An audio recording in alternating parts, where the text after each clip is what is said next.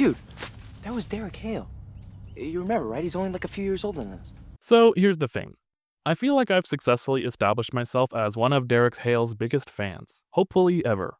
If you've watched any of my videos, you know that I absolutely love this character, and he is my favorite character in Teen Wolf by a pretty significant margin.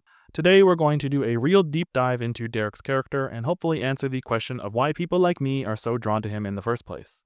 Before we get started, be sure to subscribe and leave a like if you like Teen Wolf. I'm on a mission to see how many Teen Wolf fans still exist out there, and every single one of you counts. Unlike how I usually start these kinds of videos, I'm not going to go through the entire series and point out everything Derek has ever done. I already did that as part of my video on the Hale family, so if that's what you're looking for, then I suggest checking that out before continuing this one. What I do want to do is examine and evaluate Derek's character development from the moment we see him the first time to the very end of the Teen Wolf movie. I feel like it goes without saying, but there will be major spoilers for all 6 seasons of the show as well as the movie, so proceed with caution if you're following along with my Teen Wolf Revisited series and aren't familiar with the show. Major spoilers ahead. Number 1. Derek's actor. Before we even take a look at Derek as a character, I want to take a step back from Teen Wolf and take a look at the actor who portrays Derek, Tyler Hoechlin. There are some interesting connections between some of his history and Derek's characteristics. Perhaps part of the reason I like Derek so much, I am also a pretty big fan of Tyler Hoechlin. He was probably most well known for his roles in the TV series Seventh Heaven and then in the film Road to Perdition, both of which he was pretty well regarded for. He acted on and off along with his personal passion of playing baseball, and he took a pretty significant break from acting in order to pursue baseball at the college level as well. Perhaps the most relevant to Teen Wolf, during his time in college he was approached to play the role of Emmett in Twilight, and he turned it down in favor of completing the baseball season. If you can spot some similarities between Derek and Emmett, at least a little bit visually, this makes a lot of sense. I think he would have been absolutely perfect in the role, but then we wouldn't have Derek as we know it, so I'm glad things have worked out the way they did. After an injury that made it more difficult to play baseball, he returned to acting pretty soon after and booked the role of Derek on Teen Wolf. While filming the first season, he lived with Tyler Posey and Dylan O'Brien, who played Scott and Stiles respectively, and it appears they all got along pretty well. In interviews, Tyler Hoechlin looks back on those moments fondly, so it's nice to see that the Teen Wolf cast got along so well. I think some of their off-screen friendship translates well to the screen in the chemistry between their characters. Following his departure from Teen Wolf after Season 4, he booked a role as Superman in various CW series without needing to audition, which later materialized into a leading role in his own Superman series, Superman and Lois. In the middle of that, he made his final appearances in the 6th season of Teen Wolf, and it looks like his career was going to be one of the most successful following the end of the series. He had more roles, including one as the voice of Sephiroth in the Final Fantasy VII remake, and then he returned as Derek for the Teen Wolf movie in 2023, and was even one of the producers. As far as the discussion in this video goes, this is all we'll need to cover, but I do recommend checking out some more of his other works, since it is genuinely quite enjoyable. Number 2. Derek's role in the show. I mentioned in my Season 3 Revisited video that Derek's role in the show has sort of changed a little as the series goes on.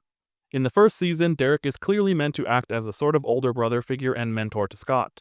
In very early drafts of the show, Jeff Davis has said that Derek was originally going to be a romantic rival for Allison's affections, but as he was developing the plot, he changed this and he didn't think it was necessary. Thank God. The way that Derek is used in the first season is to give or withhold information from Scott in order to progress the plot. He's the one that confirms Scott is a werewolf, he's the one that tells Scott that there's an alpha and what that even is, he's the one who explains what the spiral means, and he's the one who explains that the Hale fire and the history with the Argents that is so important to the plot. This is a very common thing in fiction, essentially having characters who act as explainers for fish-out-of-water characters, so it doesn't come across as lore dumping since the character they're explaining it to doesn't have the knowledge either. Just like how in Harry Potter, Hermione and Dumbledore and characters like that all serve a purpose where they explain the magical world to Harry, it gives a bonus result where they're also explaining it to the reader. Scott is a new werewolf just finding out about the supernatural, so Derek is the one who has the information. We'll come back to that a little bit later. I think this role works okay for Derek, but it does sort of place him on the outside of the main cast since it doesn't leave him a lot of room to form connections with the rest of them. Other than Scott and arguably maybe Stiles, Derek doesn't really have any bond to other main casts in the season. At the end of the season, Derek becomes the alpha and it shifts slightly from being a mentor to Scott to more of an antagonistic force. He already sort of acted in opposition to Scott here and there in the first season, but in the second season his actions cause direct consequences for Scott, and Scott is not happy about this. He bites some betas, which draws Hunter attention on Scott and Allison's relationship, but he still occasionally acts as the mentor figure for Scott. He tells Scott about the Kanama, granted it's a little after they've already started figuring that out. He rescues Scott from his mess with Mrs. Argent, and he explains the rules of the Kanama to Styles when they're paralyzed in the police station too. This works pretty well as a development of his role in the first season, and it allows him to form actual bonds with other characters, which I would say is a good sign. In the third season, coinciding very coincidentally with the retcon in Derek's age, his role changes almost entirely from Scott's mentor to a sort of paragon of failure. Instead of having any knowledge of what they're facing, he's just as in the dark as the rest of the characters, and multiple different characters like to tell him about how bad he is at everything. Deaton does it, Cora does it, Isaac does it, Scott does it, Styles does it, and so on. People like to point out this is because the writers wanted to push more of the emphasis back onto Scott, and the fandom at the time was very focused on Derek due to the emphasis of Steric within the fandom, but this isn't the entire picture. I think that's more than likely part of it, but it's also definitely because Derek shifts away from being the only werewolf mentor for Scott. By this point, he also has Peter to give advice here and there, and Deaton especially, who is shown to have much more supernatural knowledge, and in 3A he seems to have this weird villain/advisor role with Deucalion for a little while too. In the future, he'll also get occasional drop-ins from other characters that are more knowledgeable than Derek ever was. This leaves him in sort of a limbo as far as his role is concerned, since he doesn't really have his own niche anymore. It kind of moves around and starts mentoring other characters, like Kira in 3B and later Malia in Season 4, so he gets to keep his role a little bit, but it pushes him even further from the rest of the cast and makes his character more of a bonus than anything essential to the story. In the fourth season, Derek and Scott hardly even interact at all. He's lost his alpha powers by this point, and it's not like he can really give good advice about this to Scott anyway, so Scott has evolved past the need for Derek's help. So where does that leave Derek's role in the show? At this point, he's sort of more of a lurker and a punching bag. He doesn't really offer anything that other characters don't, besides his own personal plotline that works pretty well in Season 4 in my opinion, but that's neither here nor there. It's completely understandable why Tyler Hoechlin would depart the series, since they sort of ran into a dead end for his character's role, and it wouldn't really be until the movie that they find him a new one. As much as I'd have loved to see Derek in Season 5 or 6, he'd mostly run his course as far as mentor capabilities, and they really didn't seem all that interested in giving him something else to do. Most likely influenced by Tyler Hoechlin's role on Superman and Lois, Derek returns in the movie as a literal father figure for the new teen wolf, Eli. He'd proven he does a really good job playing a dad, so he takes that spot again in Teen Wolf. It's sort of a continuation of the mentor role, but this time as a father instead of an older brother kind of role, and it works really well. Probably part of why the Derek and Eli stuff is the best part of the movie. It also gave Derek some screen time that wasn't abysmally traumatic, at least until the end, where they pretty much take Derek off the board indefinitely. Still, there's a bit of a shift in his role throughout the series, and probably the biggest reason for this is due to the fiddling with his age that was happening in the writer's room. Number 3, Derek's age. Okay, first of all, let's just make it clear that Derek's age did change throughout the events of the show. And I don't just mean that he gets older at a normal speed like the other characters. This isn't time passing, it's just muddied by production details. I'm gonna go into some nitpicky stuff here, but I guess the gist of this really is, somewhere along the lines of the production, changes were made, and it's not always very clear which changes they wanted to keep at any given moment, especially in the beginning. If the timeline of the first season is to be believed, Derek is about 19 years old the first time we see him. The original script for the pilot says so, and this makes total sense with what we see in the show. However, there are quite a few production errors with props and set decorations for the entire series, not just with Derek either, and we do see a clear enough shot of his driver's license in the first season that says he would have been 23. This number on the driver's license is more correct with what we see later in the series. However, we know for a fact that they changed the official age for Derek to match this later, so it sort of only really makes sense if you look at it in hindsight with the knowledge of all of the seasons together. At the time these episodes were airing, Derek's age was constantly shifting. So, we know that the Hale fire happened 6 years before Season 1. Multiple characters say so, which means that if we assume Derek is 19, he would have been 13 when the fire happened. If we assume he's 23, he would have been 17. Pretty simple math, right? Well, in the third season, it's explained that Derek was 15 when he met Paige and started dating her. This obviously doesn't work with our assumption that Derek is 19, since the stuff with Paige happened before the fire, so there's clear evidence of an inconsistency here. Watching as a fan who was pretty sure that Derek is 19, about 3 years into the fandom, this was pretty jarring. The most likely reason is because this is around when they bring the fan favorite villain Kate back, and they sort of had to have glossed over the fact that she seduced Derek when he was a teenager. It doesn't really make it any better, but it's so much worse when he's 13 rather than 16. So if we go by the age on his season 1's driver's license, this would be fine, right? If he's 15 when he meets Paige, then the stuff with Kate and the fire can still happen when he's 17 and the timeline isn't really messed up. In the 5th season, we see Derek's initials in the library, which means that Derek was at some point a senior at Beacon Hills High School. We know he moved to New York pretty much right after the fire, so this means that Derek was at least in senior year when the fire happened.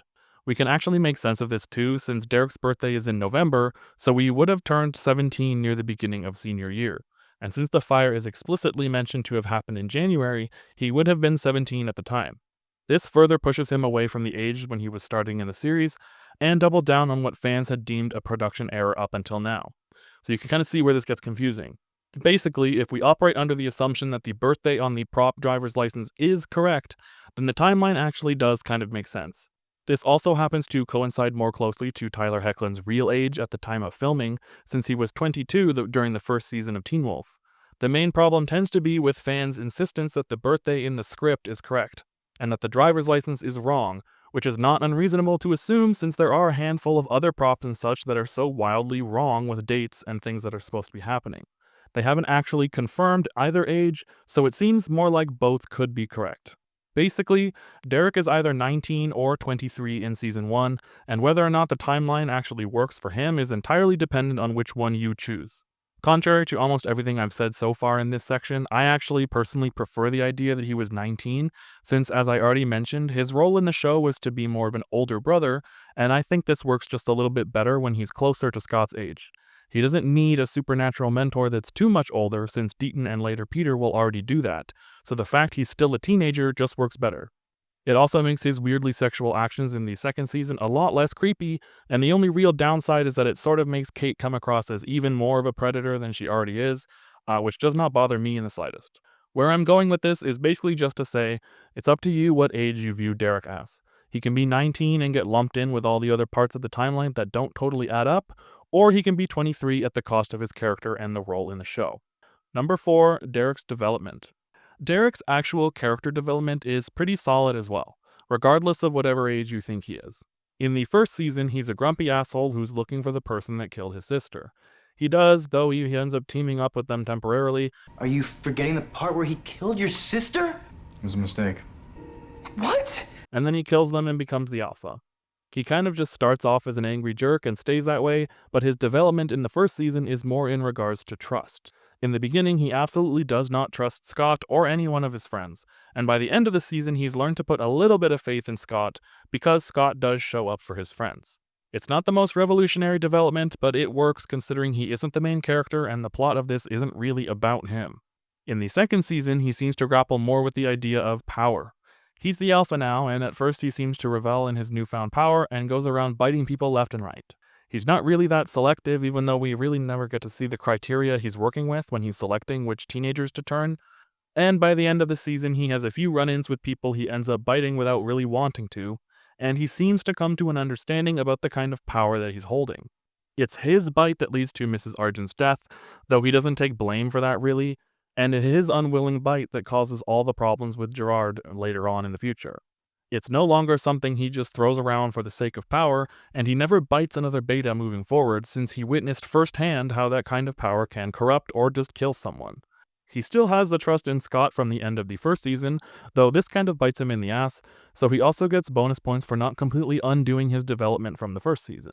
In 3A, I don't think Derek really has much character development at all. He has some moments where he seems more willing to use the power he had in order to protect people, like when he goes in to save Jennifer from Cora and Boyd, but this doesn't develop because he doesn't really change.